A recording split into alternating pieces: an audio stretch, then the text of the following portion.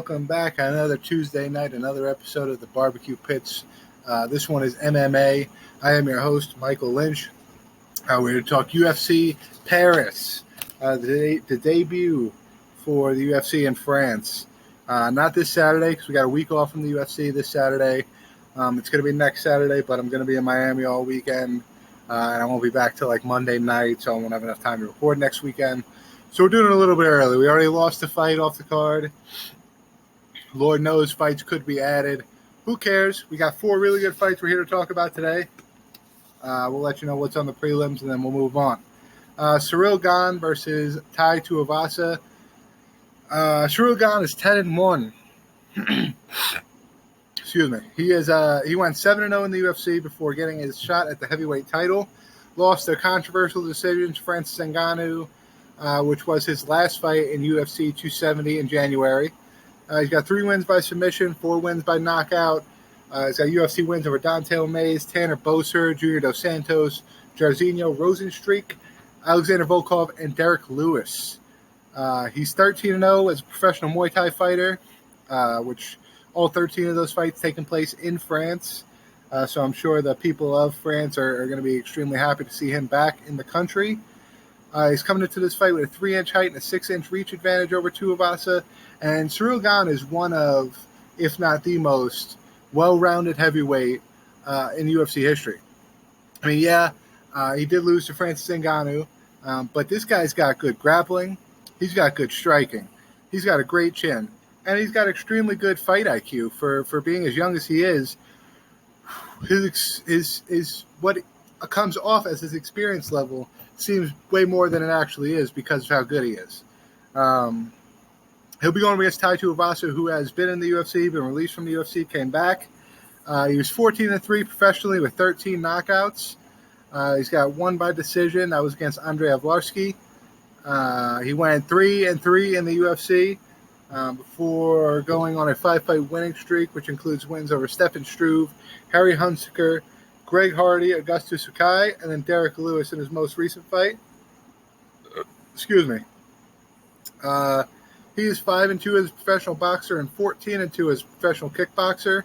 He's got a really unique style of striking. He's a brawler. He's willing to throw all caution to the wind. He's got an extremely good chin, meaning he just, the guy, he gets hit. He's fought Derek Lewis. Derek Lewis is a dangerous guy. He went in there and did not change his game plan at all. He went to war with Derek Lewis. He got rocked by Derek Lewis. He ended up knocking out Derek Lewis because he was able to withstand the onslaught, take the strikes, wait for him to get a little bit tired, see his opening, and take it. So, like I said, extremely unique fighting style. I think it's going to be hard to beat Ciryl Gane in this division. Francis Ngannou might be the only exception where he can kind of be extremely competitive with Ciryl Gane. I don't think that guy is Tai Tuivasa. I think Ciryl Gane uses his grappling, uses his distance striking to be able just to point fight and get a decision win over Tai Tuivasa. Co-main event is going to be Robert Whittaker versus Marvin Vettori. Robert Whittaker is 23-6, former middleweight champion in the UFC. Marvin Vettori is 18-5-1. Whittaker is a black belt in jiu-jitsu. Marvin Vettori is a brown belt in jiu-jitsu. Whittaker, since losing his title, he's 3-1. He lost his most recent fight to Israel Adesanya for the title. And then he also fought for the title, I think, 2019, lost to Adesanya. The first time he got knocked out, the second time he lost by decision. In between those 2 fights, he's got wins over Darren Till, Jared Cannonier, and Calvin Gastelum, which is why he got another title shot. He's only been submitted once in his professional career, and that was within his first 2 years of his professional career.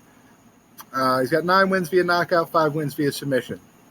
He's going up against Marvin Vettori, who lost to Israel Adesanya in 2018, went 5-0 after that fight, then got a rematch for the middleweight title and lost to Adesanya. So very similar to Robert Whittaker. He lost to Adesanya, went on a crazy win streak, then lost to Adesanya again, same as Robert Whittaker. He's never been finished in his pro career. He is 7-5 via decision, 9 submission wins. He's got UFC wins over Kevin Holland, Jack Hermanson, Carl Robinson, and Cesar Ferreira. So He hasn't fought the who's who like Robert Whitaker has. I think, his biggest fights are going to be Adesanya, Jack Hermanson, and Kevin Holland. But when we talk about Robert Whitaker, we should be talking about the fact that this guy is like the Grim Reaper for the UFC middleweight division. He can beat everybody but the champion. He beats, like I said, he's beat Darren Till, he's beat Jared Cannonier, he's beat Calvin Gastelum. You go even farther back in his career, he's got a tremendous amount of wins. B.O.R. Romero, he's beat a bunch of guys that we consider staples of the middleweight division. He just can't beat the champ.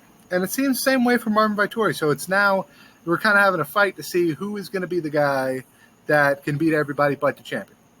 Because whoever loses the fight, of course, can beat everybody but the champion and Robert Whitaker, or but the champion and Marvin Vettori. So I think it comes down to can he land a takedown. Robert Whitaker's got decent grappling. He's got good jiu-jitsu, better jiu-jitsu than Vettori. Never been submitted. I think it's going to come down to can he keep the fight standing? Can he outstrike Vettori the same way he did, Romero and Darren Till and guys like that? I think I'm leaning more towards that way of Darren Till probably winning a decision. Third fight we went over, Alessio De Chirico versus Roman Kopylov. Oh, the fourth fight canceled. Shit.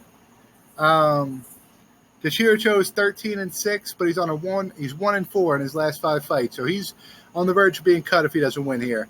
His opponent, Roman Kopylov, 8-2, currently 0-2 in the UFC, also probably on the cusp of getting cut if he doesn't string together a series of wins here. De Chirico is 4-6 in the UFC, with his biggest wins being over Joaquin Buckley, Julian Marquez, and Owale Bamguspa, or Bamgabose. Bamgabose?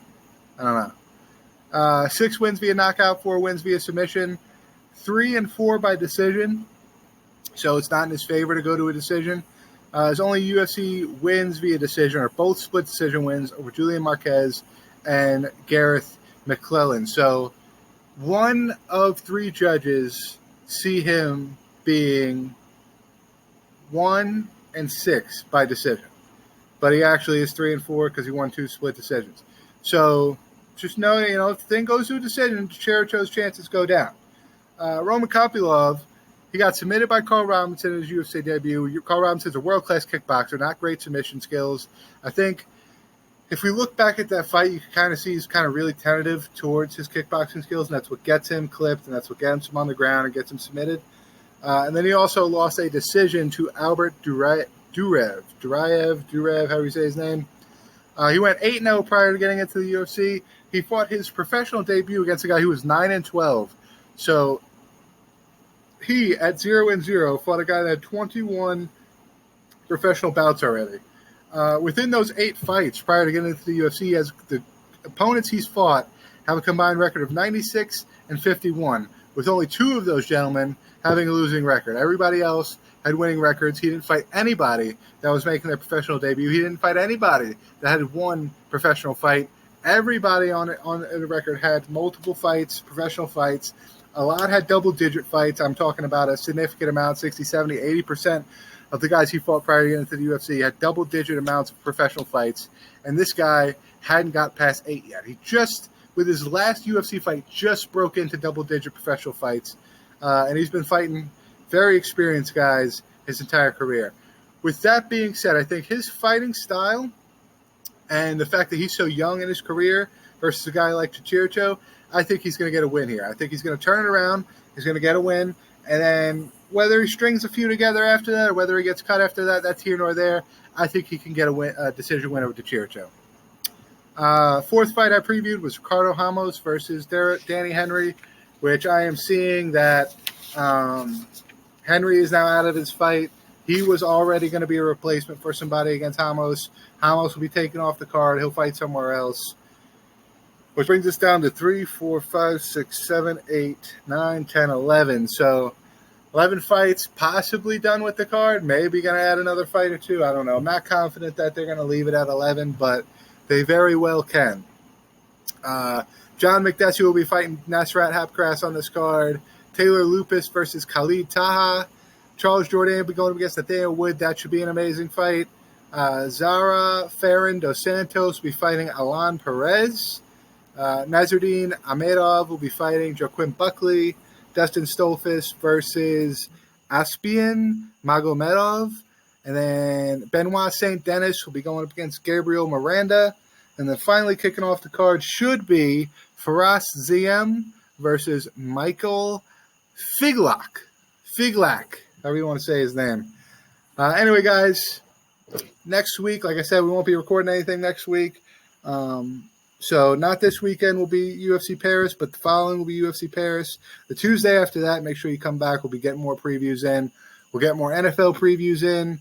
I think next week, or the week after next, is going to be the last week of NFL preseason. It will also be the last preview video that we have, just in time for the regular season to start. And we should be good to go. So until next time, stay barbecued. You guys know what the fuck it is, squad.